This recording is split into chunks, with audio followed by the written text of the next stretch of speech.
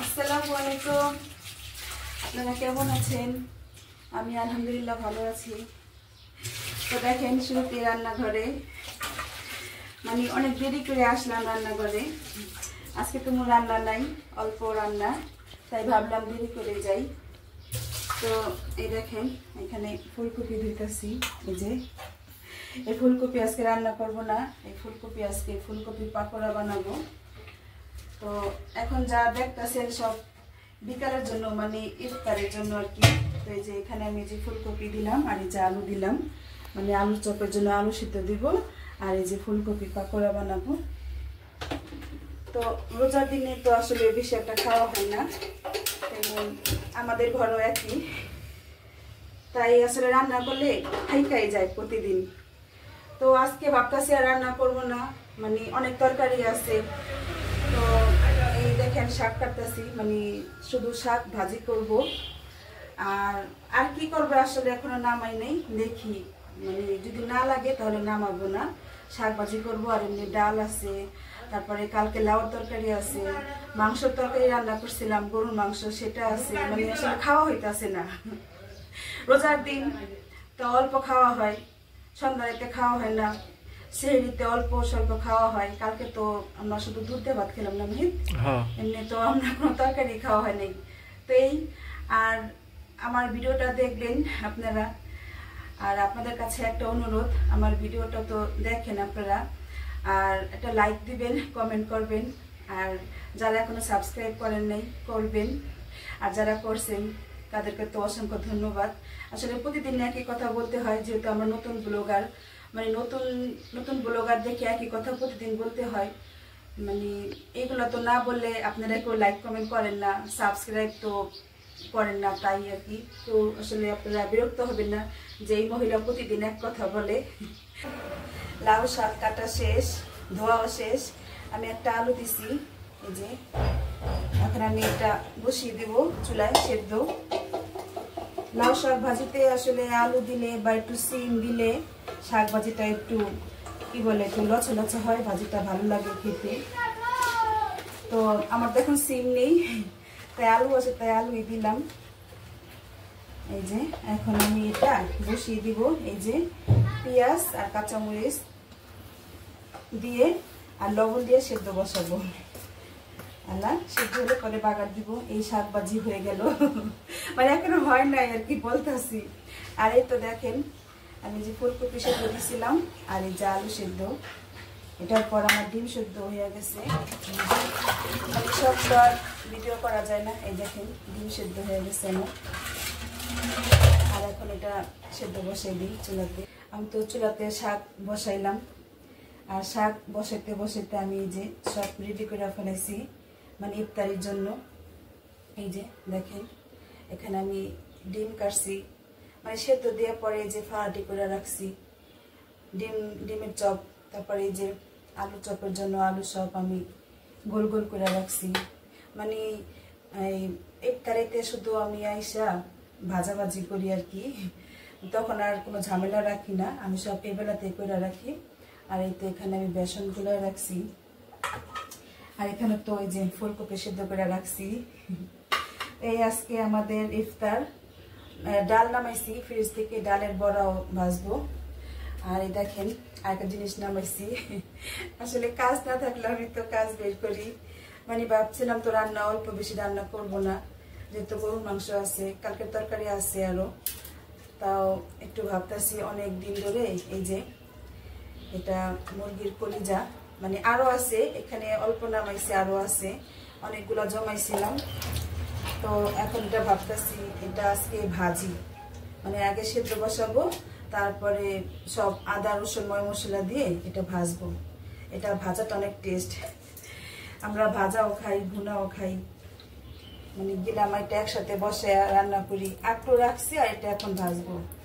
তো আগে আমি সেদ্ধ বসাই, ভালো করে ধোয়া শেষ। আসলে এটা সেদ্ধ করে রান্না করলে অনেক ময়লা পানি বের হয়, যেমন গরুর কলিজার থেকে বের হয়, এটা থেকেও বের হয়।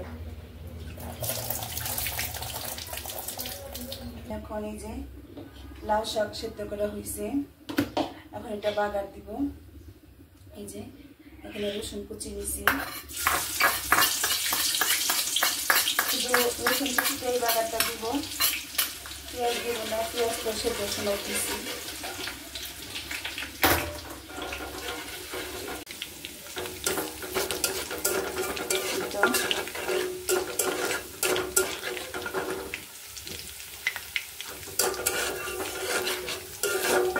শাক বাগার দেওয়া হয়ে গেছে, এই যে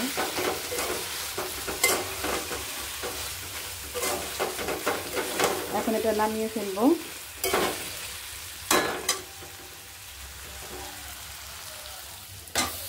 আর এখন এই যে এই মুরগির কলিজাটা সেদ্ধ দিলাম, এটা সেদ্ধ হোক। মুরগির কলিজা সেদ্ধ করা হয়ে গেছে। আর দেখে নিজে কত ময়লা, দেখছেন কত ময়লা পানি বের হয়েছে। তো আমি এখন এটা নামিয়ে ফেলবো, এই যে নামিয়ে এখন আমি এটা পানিটা ছেঁকে নিই, তারপর এটা ভালো করে এখন ধুতে হবে। দেখেন আমার ভালো করে পরিষ্কার করে কলিজা ধোয়া হয়ে গেল। এখন আমি এটা সব মশলা মেখে নিব। আমি দেখেন এখানে সব মশলা রেডি করছি, মানে এখানে সবই আছে, আদা রসুন বাটা, হলুদ মরিচের গুঁড়া, লবণ, জয়ফল, জৈত্রিক, তারপরে তেজপাতা, গরম মশলা, এটার গুঁড়া, মানে সব গুঁড়া মশলা দিছি। আর সাথে একটু এই যে টমেটো সস দিছি, আর জিরার গুঁড়া দিছি, ধনিয়ার গুঁড়া দিছি। এই এখন এগুলোর সাথে আমি যে ভালো করে কলিজাটা মেখে নিব।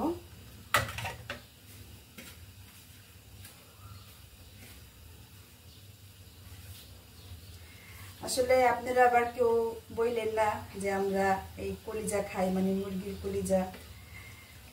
আসলে জিনিস তো আর ফালানো যায় না, মানে খাই আমরা সবই আর কি।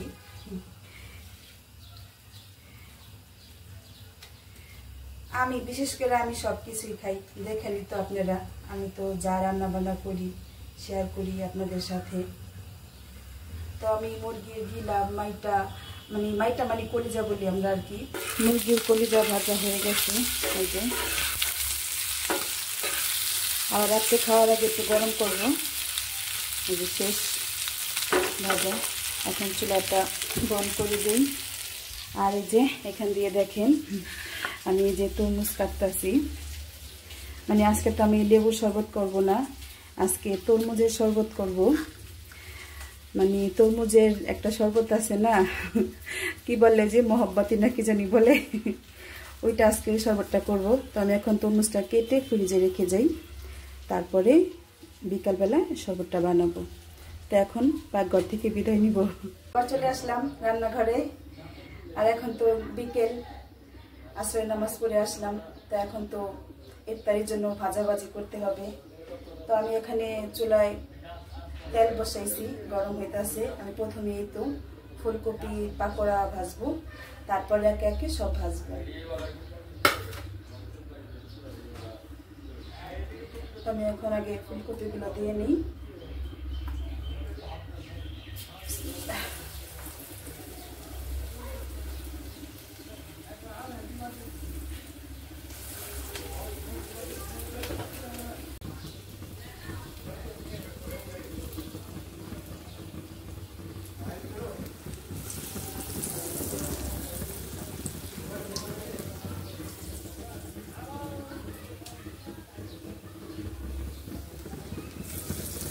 তো আমি এভাবে একে একে করে সব দিয়ে দিব।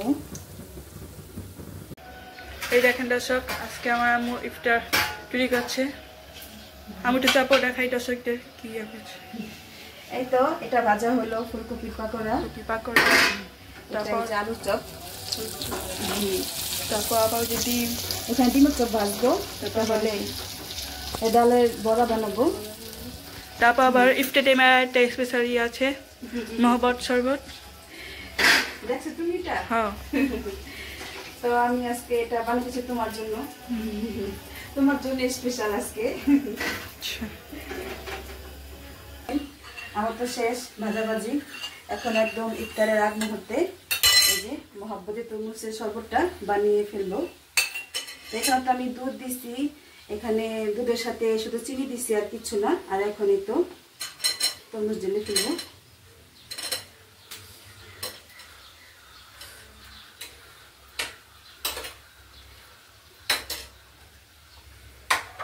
আর এই যে সাথে দিব বরফ কুচি। আপনারা জানাবেন এই শরবতটা কার কার প্রিয়। ঠান্ডা ঠান্ডা মহব্বতী শরবত তরমুজের। তো এই হয়ে গেল আমার শরবত বানানো। এখন এটা টেবিলে নিয়ে যাব। দেখো ভাই কেমন হয়েছে? হ্যাঁ সুন্দর হয়েছে। সুন্দর হয়েছে না? আসো টেবিলে নিয়ে যাই। আমি এখানে টেবিলে সব কিছু আনা শেষ হয়নি, সব ভাও করতেছি। আমি সব নিয়ে আসি না আস্তে আস্তে। ইফতারি টেবিলে বসে পড়লাম, ইফতারির সময় হয়ে গেছে। তো আজকে তো এটা বানাইলাম তরমুজের মহব্বতী শরবত, আর বানাইলাম ফুলকপির পাকোড়া। মানে এই দুইটা আজকে আমাদের স্পেশাল না মাহিদ? হ্যাঁ। তো আপনারা কে কি পছন্দ করেন জানাবেন আমাকে অবশ্যই। এই যে এটা সাইডে অনেক প্রিয় এই শরবতটা। আমি এই বছর এখনো বানাইনি, আজকে প্রথম বানাইলাম না মাহিদ? হ্যাঁ আমি তো শেয়ার করি, তো আমি তো আর বানাইলে দেখাইতাম দর্শকদের। আজকে প্রথম বানাইলাম, মানে এবছর রোজায় প্রথম। তাছাড়া তো আমি প্রতি বছরই বানাই, তখন তো আর আমি ব্লগ বানাইতাম না। তো এখন দর্শক আমি বিদায় নিব আপনাদের কাছ থেকে। আমার ভিডিও তো আমি দেখাই আপনাদের, আমার ব্লগ আমি যাই করি। তো সবাই একটা দেখে আমাকে লাইক দিবেন, কমেন্ট করবেন আর সাবস্ক্রাইব করবেন। এই আর কি, আজকে বেশি কিছু বলবো না। সাইদ কই? সাইদ তাকে এদিকে আসো। টিভি এদিকে আসো, তুমি টিভি ওদিকে ছেড়া বয়ে রয়েছো। এক গ্লাস খাবে নাকি 2 গ্লাস? 2 গ্লাস। ওকে, তো এখন বিদায় নাও দর্শকের কাছ থেকে। আজকে ব্লগটি ভালো লাগে সেটি লাইক দিবেন এবং আমাদের চ্যানেলটি সাবস্ক্রাইব করবেন। ওকে, তো এখন রাখি।